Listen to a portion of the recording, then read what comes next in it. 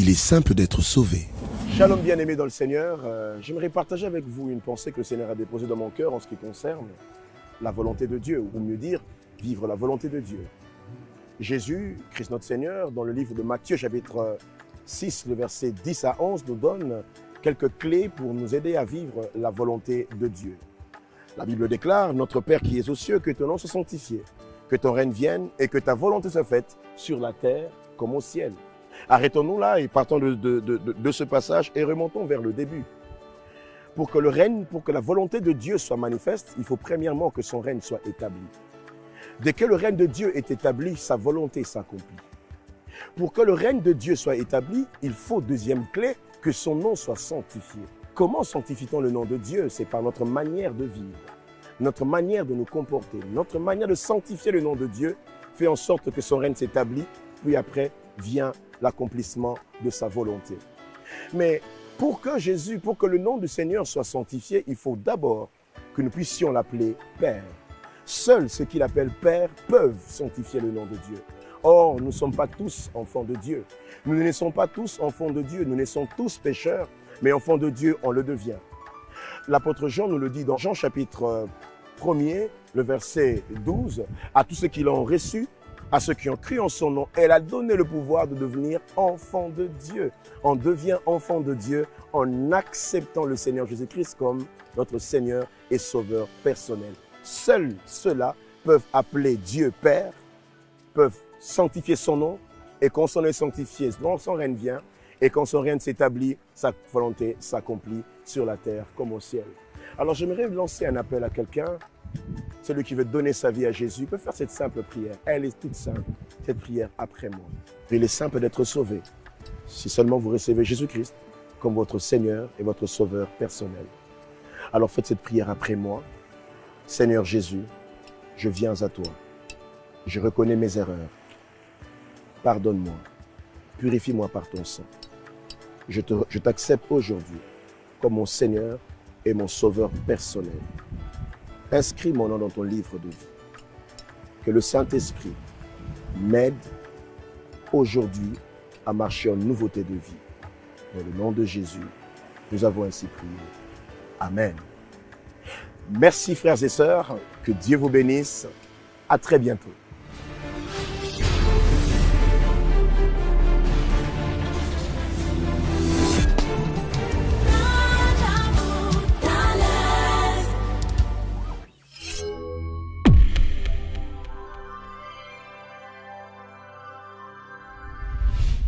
Bonjour et bienvenue à cette nouvelle quotidienne des Mahadjabou Talent.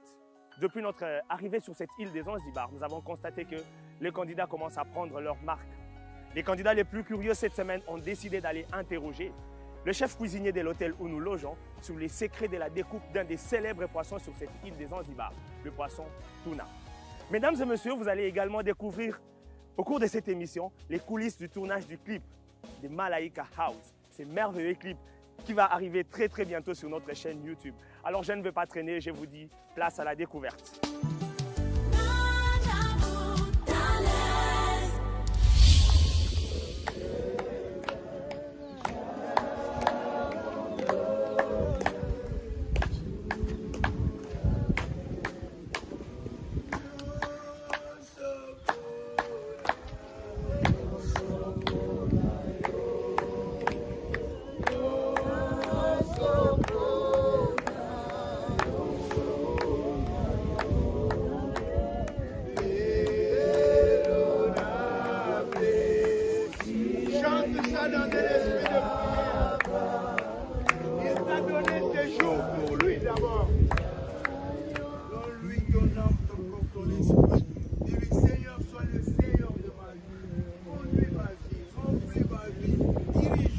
Alors prie de tout ton cœur, prions le Seigneur, demande que Dieu prenne tout et que te remplisse.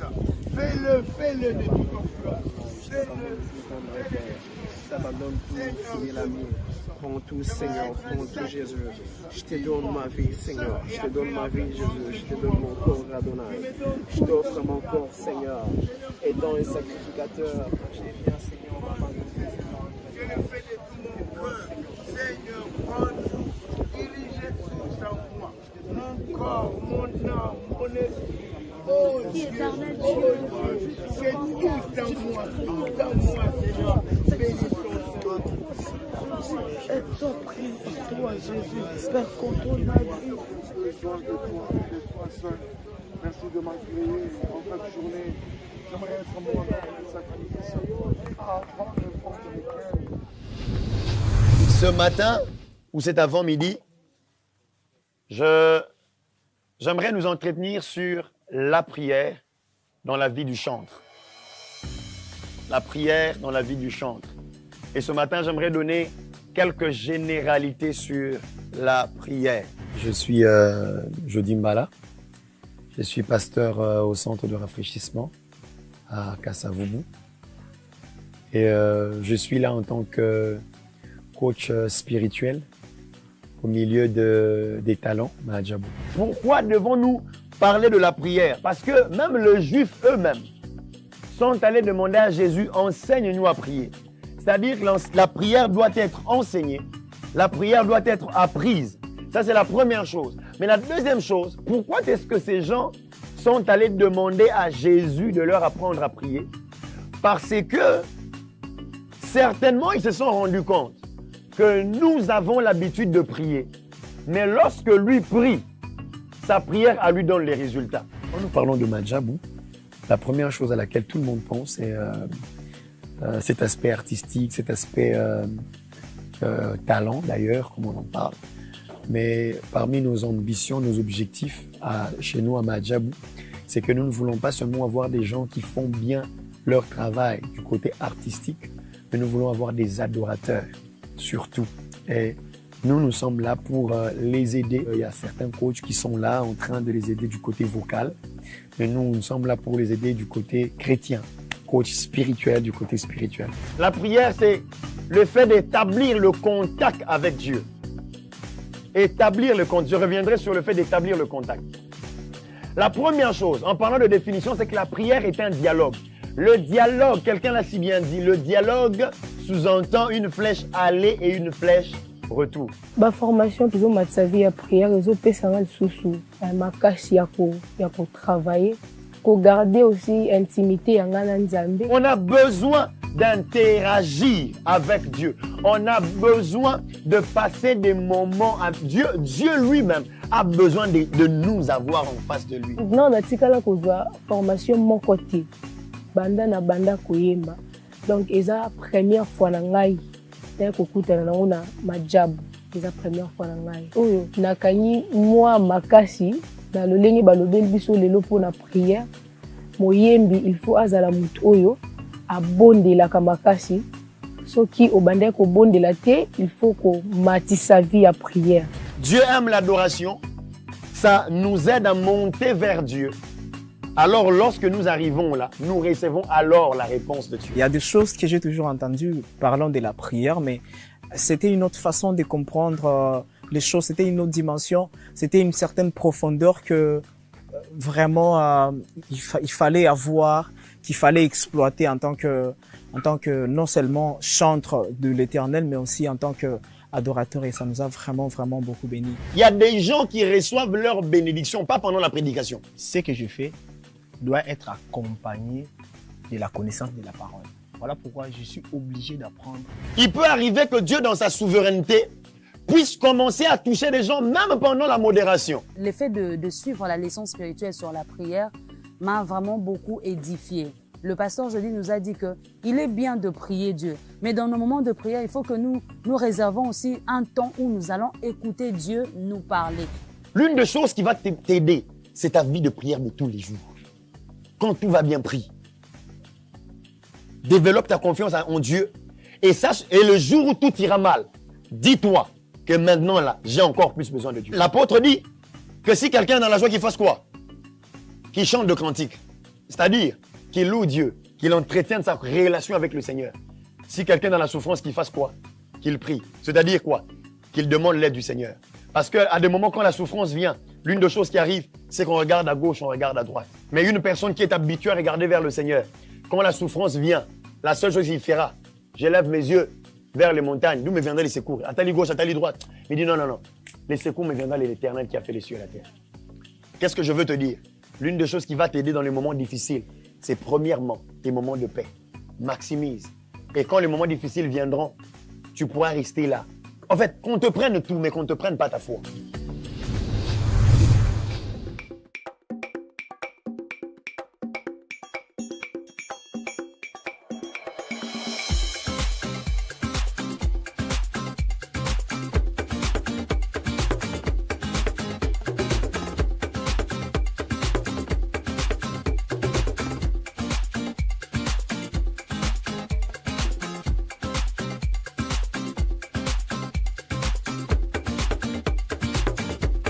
En direct de Zanzibar, une péninsule extrêmement fantastique au bord de l'océan Indien.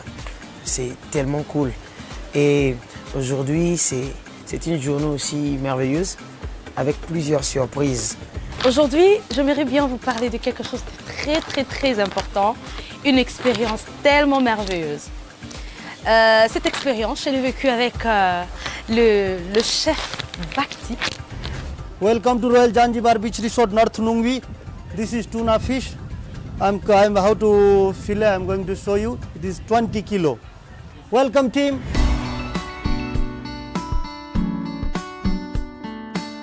Call tuna yellowfin. We call tuna yellowfin fish. This is 20 kilo. So how to going to fillet? I'm going to show you. Slow process. Okay. Take the knife. Then you hit here. Just fine. Okay. This, come down. Un gros poisson, je vous jure, je n'ai jamais vu ça.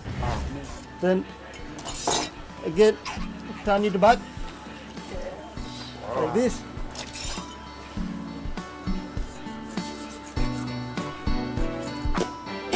Oh! Just off the fish here. See, and this all about fish. The knife, it has to be very strong. Okay. So now just try from here. Okay, put down knife here. En tout cas, j'étais vraiment réticente au tout début, là c'est vrai, parce que il était tellement rapide, au fait, j'avais peur pour lui, je me disais il peut se couper et tout qu'on sort, parce qu'il était vraiment rapide et sans vous mentir, il n'utilisait pas seulement qu'un seul couteau, il avait 3 couteaux avec lui et il savait que dans cette partie, il faut que j'utilise ce couteau. Cette partie, il faut que j'utilise ce couteau, donc je dois faire ceci avec ce couteau. Donc c'était vraiment bien établi.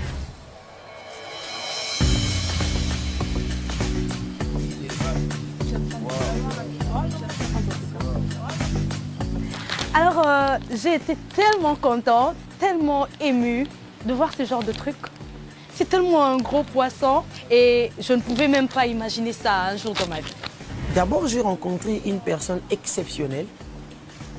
Je vous signale qu'il est du Népal. Il m'a dit qu'il est du Népal. Imaginez, Népal, Katmandou, la capitale. Oui, et le chef Bhakti, il nous a préparé un poisson de 20 kilos. Mais ce qui me fascine dans ça, c'est qu'il a tranché le poisson en moins de 5 minutes. C'est merveilleux de voir une personne avec un tel sommet d'art culinaire. Put it here. Okay. Nicely. Another one here. Then again.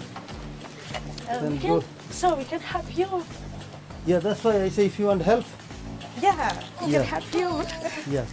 Be strong. Yeah. Sorry. Heureusement pour moi, je suis gauchère. Déjà, je peux dire que s'il faut faire un lien de la musique et le plat, je pourrais dire que dans ma musique, je dois ajouter quelque chose de plus pour que lorsque le public entendra ça, qu'il puisse dire aussi « Waouh, mais c'est super ce qu'elle a fait ». Tu vas suivre la ligne. Ouais, moi dit. Very good. So, J'ai vraiment suivi de près ce qu'il a fait. Alors si je peux le dire concernant la musique, au fait, la musique aussi c'est comme l'art culinaire. Il ne faut pas qu'on ajoute beaucoup de choses pour donner la beauté à la musique. Mais avec quelque chose de simple, on peut présenter aux gens quelque chose de beau, en fait. Comme le coach Michael aime toujours le dire, la beauté se trouve dans la simplicité. But what you have to do, look, this one.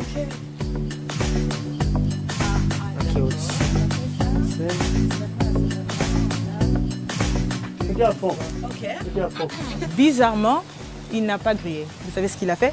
Il a assaisonné avec la sauce au soya et le poivron noir.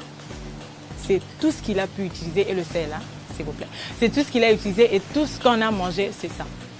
Et je vous assure que c'est waouh, c'est vraiment très bon. En tout cas, me connaissant, je ne pensais pas que je pouvais manger quelque chose de pareil parce que je me disais que c'était cru. Mais vu que j'aime l'art culinaire, j'ai pu goûter. En tout cas, je vous assure, c'était vraiment bon. J'ai dégusté ce poisson. Waouh, je vous assure, c'était trop bon.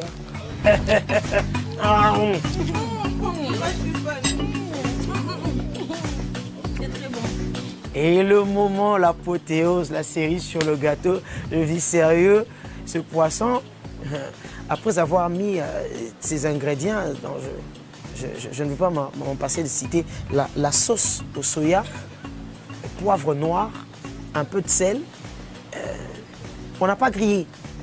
Sans huile, on n'a pas frit aussi. Donc, sans matungulu, comme on le dit chez nous à Kinshasa. Donc, seulement comme ça, il fallait les déguster.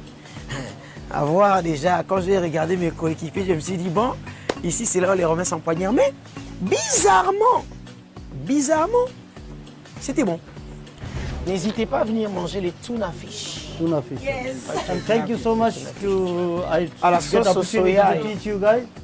And I'm very happy to how to eat the tuna. And thank you so much. Thank you, sir.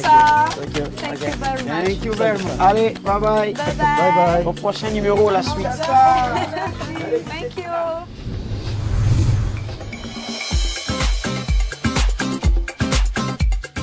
Pour commencer cette journée, 1, 2, 3. On y va. Alors, nous allons commencer par notre petite révision de la leçon que nous avons vue la dernière fois. Qu'avons-nous vu la dernière fois? Qui peut nous dire? Oui. La dernière fois, nous avons parlé du gospel. La dernière fois, nous avons parlé du gospel. Maintenant, on tourne notre syllabus. Et on a notre chapitre où on nous parle de la portée. C'est écrit deuxième chapitre. Alors, j'ai commencé par là parce que, tout simplement, on prend juste les basiques. J'ai expliqué l'autre fois, en étant musicien, en étant chanteur, en étant leader, tout ce que vous voulez, on doit au moins avoir une base. Quand on me pose une question sur la théorie musicale, que je sois capable de répondre. Sur 5, répondre même à 2,5. N'est-ce pas? Et là, on nous parle de la portée. Vous voyez ce mot-là? Portée. Qu'est-ce que ça veut dire? La portée est je vais dire proche. La portée est un ensemble de 5 lignes et de 4 interlignes. Merci. Moi, j'aime des réponses brèves. La portée est l'ensemble de quoi? Et combien? On arrive à comprendre ce qu'on ne savait pas déjà, parce qu'on a toujours eu l'habitude de chanter seulement comme ça et on ne sait pas vraiment comment structurer ça. Et ce que je comprends, c'est juste que c'est un ensemble de 5 lignes horizontales et 4 interlignes qui permet d'écrire les notes musicales. Puis on a appris à faire un exercice de... Nous avons en musique, on a besoin de noter au moins la musique. Ok? Il y a des compositeurs ici. Alors, si je dois un jour écrire ma musique, je ne l'écris pas seulement pour moi. Je l'écris pour que quelqu'un d'autre puisse plus tard chanter. Donc on a besoin de noter quelque part. On va noter où? Sur une portée. Et cette portée, vous allez voir, regardez, vous voyez le petit dessin qui est à côté? Vous avez vu, hein? Il y a combien de lignes? Et alors, c'est quoi les interlignes? Est-ce que vous avez compris les 4 interlignes? Tout le monde les voit? D'accord, nous avons 5 lignes et 4 interlignes. Les 5 lignes et les 4 interlignes, qui peut nous lire ce qui est écrit, à part ce que nous venons de dire? Les 5 lignes et les 4 lignes servent à écrire le note. Interlignes. 5 Interlignes. lignes et 4 interlignes servent à écrire le note. La portée, je dirais de manière simple, c'est une plateforme sur laquelle on représente les notes.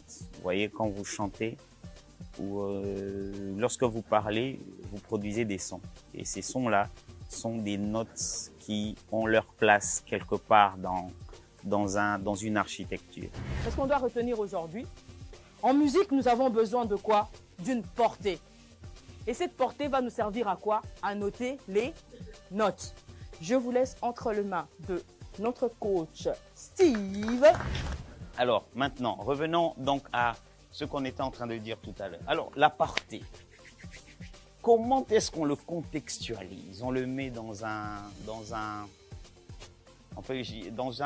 contexte actuel. Alors, on a dit ici que c'était 5 lignes et 4 interlignes. Ça paraît être un peu abstrait.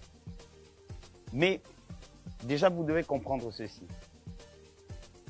Au départ, ce qu'on appelle la portée, d'accord? C'est cette plateforme où vous êtes censé poser toutes les informations musicales que les autres vont lire pour interpréter ce que vous appelez musique. Je suis assez contente, si je peux dire ça, de voir que nous, quand je dis nous, parce que je ne suis pas toute seule comme coach vocal, je suis avec mon binôme, le coach Steve, nous avons donné une définition qui serait universelle, une définition qu'on va retrouver partout. Mais chaque candidat, on a sorti sa définition et je trouve qu'ils ont vraiment très bien compris.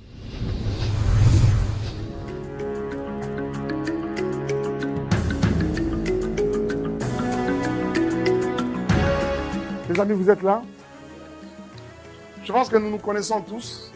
Même cette carrière que je vais devoir étaler ici devant nous, c'est une carrière que sûrement beaucoup d'entre nous ont vue, peut-être, il y a plusieurs années en arrière, mais peut-être n'ayant pas la maîtrise sur plusieurs détails de cette carrière, alors que moi-même je suis là. On va devoir brosser un peu rapidement dessus. Sincèrement, les amis, moi j'ai une carrière émaillée de beaucoup de choses. Mais en dépit de toutes ces choses, j'ai beaucoup plus expérimenté la grâce de Dieu. Si je peux résumer cette carrière en une phrase, en un mot, elle est caractérisée par la grâce. La grâce de Dieu. J'ai commencé à chanter, j'étais très jeune. Je me rappelle déjà qu'à l'âge de 8 ans, j'étais dans une chorale de l'école du dimanche. Avant même d'aller à l'école du dimanche de mon église, parce qu'il essayait de retenir que je suis serviteur et membre, je suis membre et serviteur de Dieu pendant un très long moment de mon église que vous pouvez tous connaître, la Cité Bethel. Alors, je me rappelle que quand j'ai commencé à 8 ans, dans cette chorale de l'école du dimanche, je n'étais pas vite à l'église Cité Bethel, j'étais dans une église protestante, par un de nos parents comme ça, et je me suis retrouvé là-bas. Du coup, je me suis retrouvé dans la chorale. J'étais comme attiré à la chanson, la voix des brebis. C'était comme ça qu'on appelait notre chorale. Je crois, à mon avis, que c'était quand même important que nous ayons un moment comme celui-ci, où on devait être ensemble avec tous nos différents candidats, parler autour de plusieurs questions, mais un moment de change, d'expérience. Ce qu'il faudra dire, c'est que la plupart d'entre eux, c'est des personnes qui nous ont pris pour des modèles. Il y a plusieurs années en arrière. Aujourd'hui que nous sommes ensemble, je crois qu'il est quand même important que de temps en temps, nous ayons des moments comme ça où on échange carrément autour de notre expérience. Il y a quelque chose de particulier, c'est que notre dirigeant, c'était un papa, vraiment un papa, un père. Il avait des enfants même plus âgés que nous. Il avait l'habitude de nous répartir comme ça des interventions solo, solo, d'intervention, lead, voilà. Quand c'était mon tour, ça avait tendance à retenir un peu l'attention de l'église. Et du coup, tiens à moi, ça pouvait être un petit meneur de jeunes à 4 équipes. Mais il y a un d'eux qui nous a quitté très récemment, le pasteur Selemi Tanta, qui dirait, mais attends, moi, moi particulier. Ah non, il faut que ce garçon quitte la grande assemblée. Ça devait se faire comme un transfert. Il fallait parler avec notre pasteur. parlé avec notre pasteur pour qu'il accepte que là, qui est dans cette fois-ci-là, commencer à presser à l'Assemblée centrale. En tout cas, l'expérience avec le pasteur Mike était quelque chose d'émouvant, surtout qu'il est parmi les personnes qui ont gouverné nos premiers pas, sans le savoir surtout. Et au-delà de ça, c'est un repère de la musique congolaise. Et passer ces genres de moments où il nous explique son parcours, le début, son milieu et jusqu'à aujourd'hui, c'est quelque chose d'émouvant. Mais finalement, quand le frère Thomas Locotte a rejoint notre assemblée de YOLO, c'est la personne qui m'a davantage boosté et donné le goût de la chanson. Jusqu'à ce que j'ai formé groupe, mon groupe, le Narcisse de Saron. Tout ça, l'album, elle dit, papa, maman. Et quand on fait ça, c'est maintenant là que Kinshasa commence à ouvrir vraiment l'œil sur un jeune homme aurait été du géant Lokofé. Et voilà. En fait, les échanges avec le pasteur Mike m'a encore encouragé par ce que nous rencontrons déjà. Il y a certaines fois, il nous arrive de nous décourager. Son expérience m'a vraiment beaucoup plus encouragée. Ça m'a donné la détermination parce que certaines fois, nous croyons comme si c'est nous seulement qui traversons des moments difficiles en cette route que nous avons choisie. Et en ce temps-là, je préparais déjà un album. Parce que de temps en temps, j'avais des chansons quand on avait des systèmes de cantiques individuels.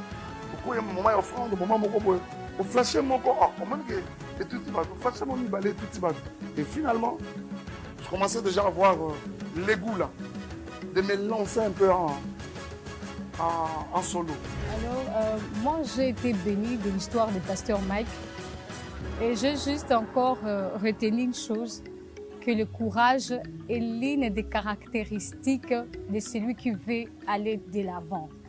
Mon tout premier album, c'était Jésus mon tout, avec Fameux Likambangolu. C'est le jour où j'ai vu Ndenge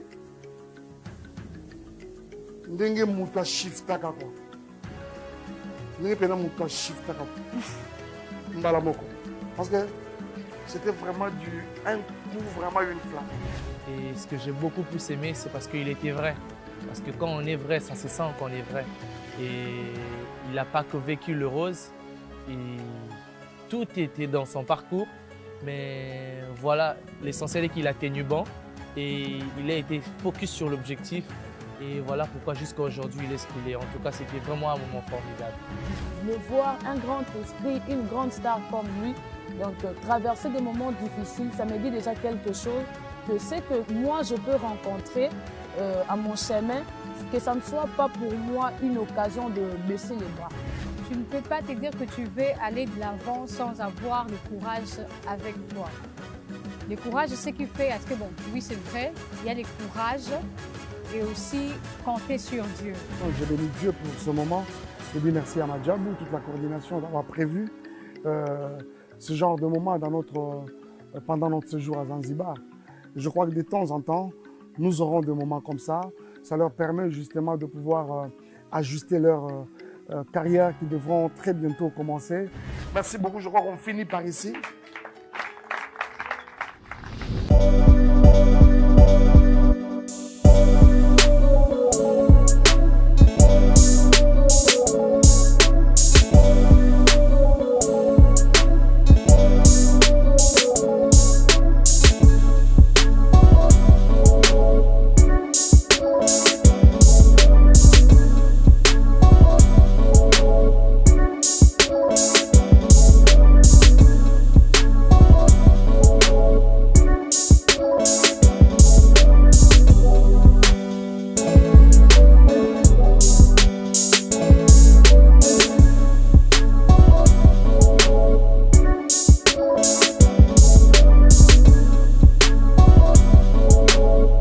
Derrière et les coachs vont se rassembler là et ils vont vous appeler.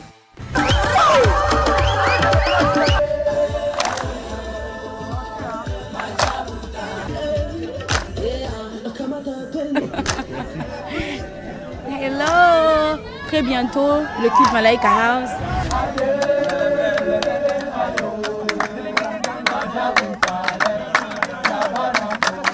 Je dirais que c'est ma première fois de participer à un tournage aussi extraordinaire en fait.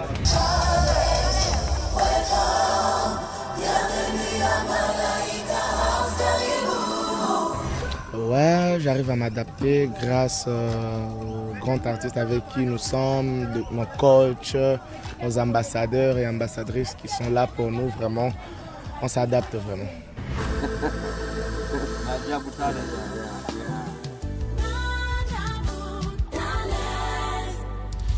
C'était une très belle émission des découvertes. Je vous remercie de l'avoir suivi et je vous fixe rendez-vous la semaine prochaine sur les canaux 83 TNT, Mahadjabou TV et sur toutes nos chaînes partenaires.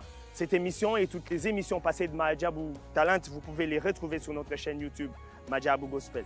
Très bientôt, alors très bientôt, nous vous fixons rendez-vous pour la découverte du clip Malaika House, ainsi que les 4 singles qui ont été composés par nos différentes équipes. Je vous retrouve très prochainement et que Dieu vous bénisse.